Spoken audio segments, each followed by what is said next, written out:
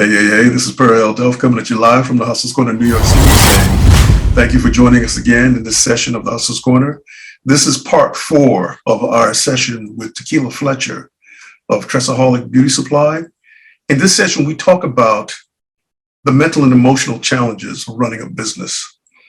We also talk about market loyalty, and we're going to talk about internet marketing versus ghetto marketing. So as always, if you like the show, please show your love, hit that like button, share, leave a comment as always, and most of all, subscribe. Thank you and enjoy the show. You know I'm a hustler. You know I'm a hustler. Well, I'ma break it down one time. I'm the man and I'm letting y'all know. Yeah, we getting that guap, that fitted, them shits. Yeah, we stacking that dough. I said I'm a hustler, baby. You know I'm a hustler. You know I'm the man. I'm a hustler, baby. You know I'm a hustler. You know I'm the man. I'm the man. I'm the man. I'm the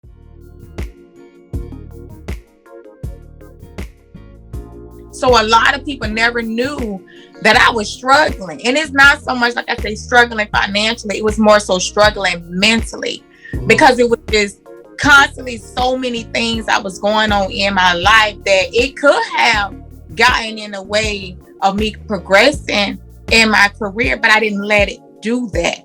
I had to get to a place where I say, you know what? Whatever I can't control, I got to leave it.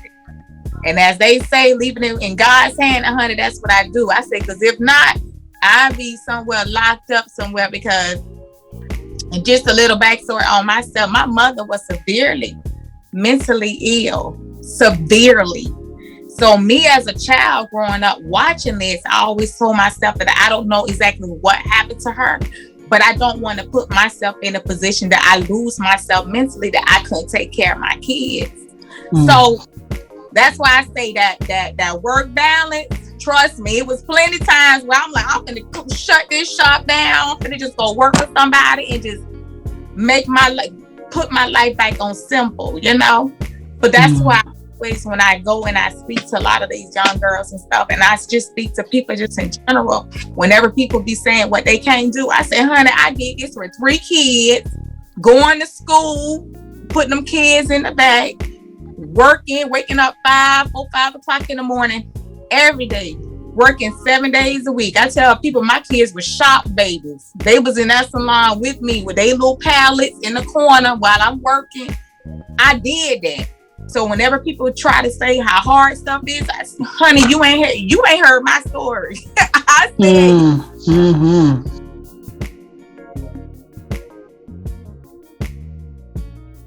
What was the focus? What was it about you that allowed you to zero in on that single point and kept you focused and moving forward? What was that focus? my kids. There you go.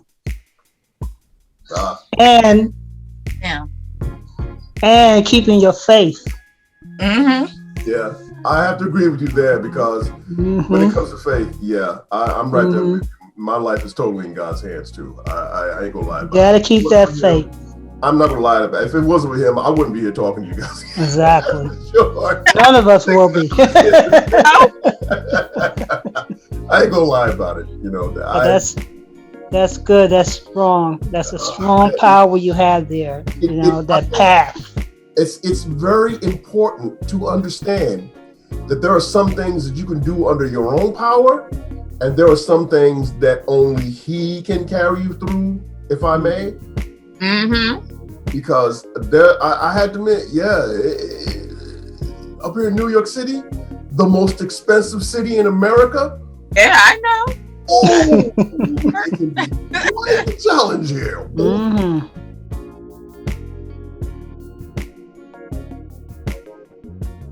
Now, I want to talk to you about the business itself, the industry.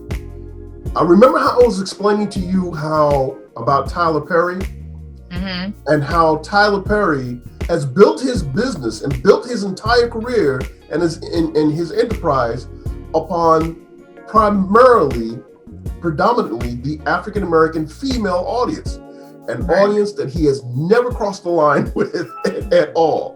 He knew who his market was.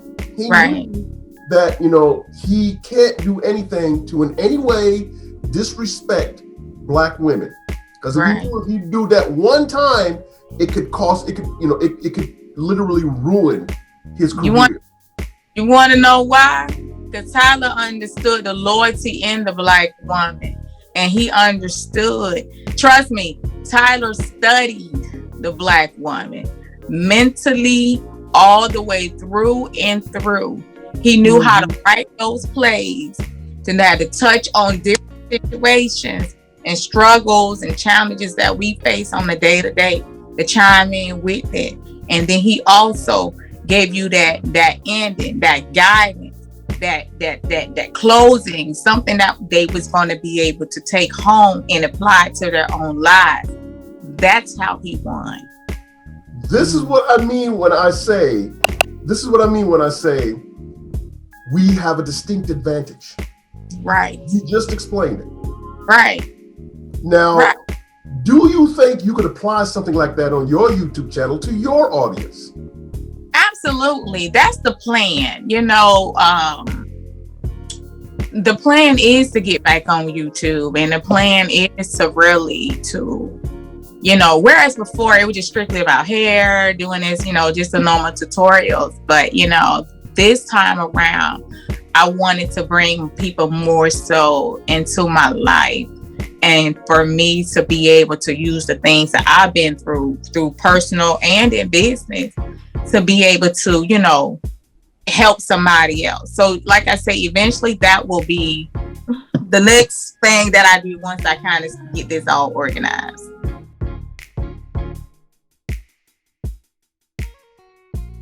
To see you come from such a tough background and to be a single parent and succeed despite those odds and raise the financing and have, like you were saying, multiple businesses in order to raise the financing, those are sterling stories. Our audience is very interested in that. Mm-hmm. They really want to know how is it they are able to overcome them. And you touched on one point that's very, very important. The marketing. The one thing that I notice about the African American community, they really, really need to get it together when it comes to the marketing. This is like he was saying, they're still using the old, outdated, handing out flyers technique, selling CDs on the corner. Those are called, the one who invented those are called guerrilla marketing techniques, invented by a man by the name of Conrad J. Levinson. And those techniques were great back in the 80s, 70s, 80s, and the 90s. But today, it's all internet and going after your exact audience, which you have already proven you are capable of doing. It's magnificent what you're doing. And, that is something I want to talk about with you as well, as far as the marketing is concerned. And you've already touched on how you saw the market for having a one-stop shop in the neighborhood for, the salon and beauty products. Mm-hmm. Do you see any other viable markets that you think you can go after? Besides the beauty industry, well, I don't really have any other markets that I feel like that interest me. Because where I'm more so on the e-commerce side, as far as like the retailing, reselling, that's my niche of the things that, that interest me the most. I mean, there's a lot of stuff that I think about as far as just from the standpoint of a consumer. But to be honest with you, I don't know. I don't know much about any other industry besides the beauty, because I've been in it for so long. That's pretty much I do dip a little bit in like the side of a little more on like the finance and tax side and things like that. Because I am a tax preparer as well. So, I pretty much, And I really wanted to just learn it just for the sake of myself, because I remember watching a show that Oprah did years ago, and basically she talked about, making sure where your money is going, and just not just signing off on any and everything, because see, I've already told myself that I was going to be very wealthy one day, and I need to know where every dollar is going, whether I'm handling it or not. But I need to be able to go back and say, this ain't right.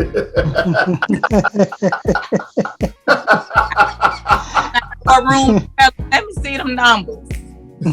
I think I keep up with everything. Like I said, it's just more so just on the aspect around business. It don't really matter the amount, the kind of business, but like I say, every area of the business. So, yeah, that's it. I don't really have anything else besides that. Okay. All right, let me ask you this. I want to get down to the nitty-gritty of some of the experiences that you have dealt with within your shop and your store. Mm-hmm. You said that you've gotten great support from the community. Has anyone ever tried to shoplift in your store? As far as I know, no. I don't have a big store, so it's not. If they've taken something, I didn't notice, But for the most part, everybody has been, great. Knock on wood. I hope I don't have to deal with, any of that foolishness. But I'm pretty sure one day somebody gonna try it. But as of getting, all right, let me ask you this.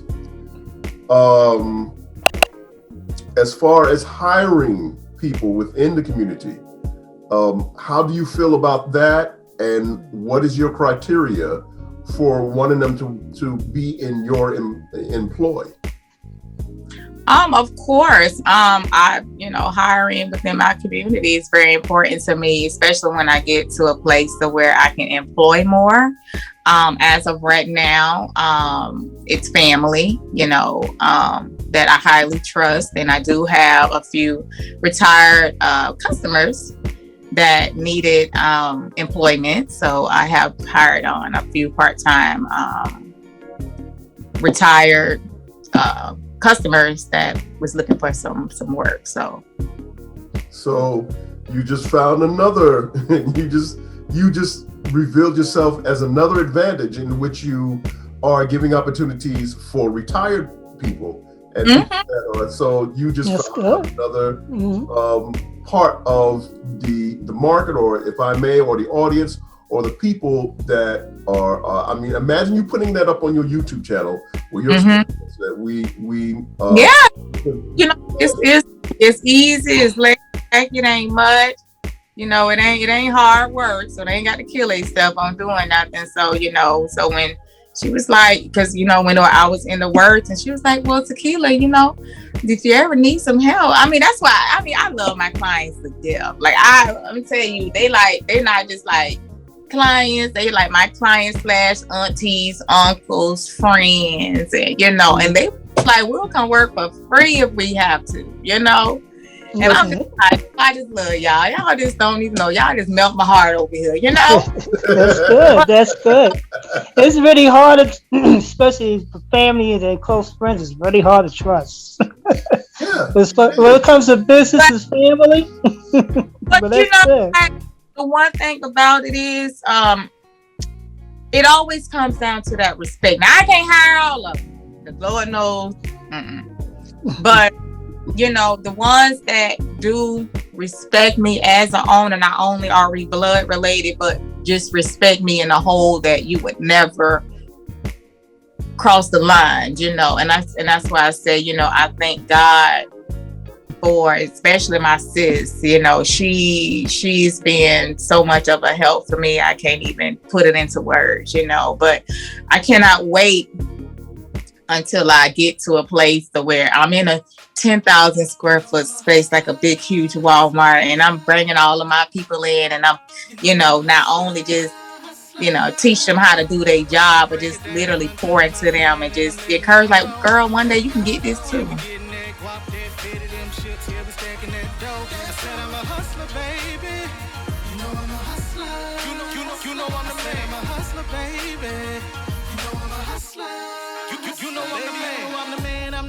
I'm the man. It's been part of the plan, I don't think you understand. I see him on the gram while they flexing rubber bands. I'm working on my foreign exchanges out in Japan. $250,000 out in Philly, 50 grand in Michigan. Appearance in Atlanta, that's another 20 bands. Bring it back to the crib and invested in my daughter. This concludes this session of the Hustler's Corner New York City.